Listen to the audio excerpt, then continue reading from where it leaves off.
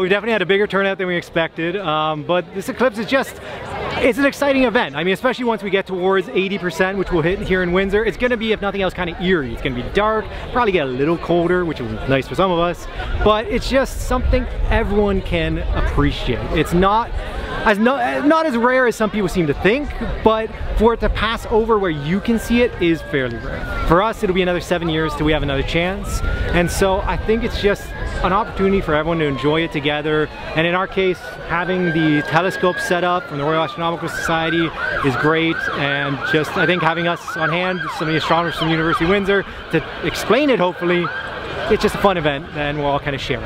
In a way, unintentionally, sometimes it's bringing us together because we ran out of glasses very quickly.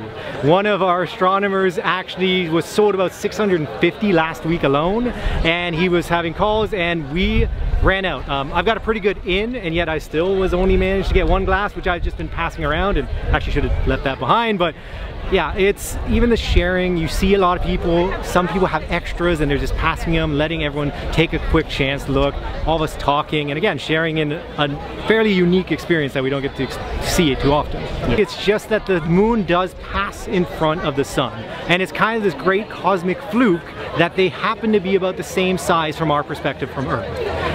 The example I always use is the squishy head game, whereas you tried to squish someone's head, well, you're not able to actually squish someone's head between your fingers, but since they're further away, they look to be about the same size. Same things happen with the moon and the sun. The sun's so much larger, but it's so much further away than the moon. They happen to be about the same size, so it can block out the sun. And if you are within the shadow cast by the moon, then you see an eclipse. The light just basically is getting blocked out. So that's why it can get a little colder as well, because some of the rays are getting blocked.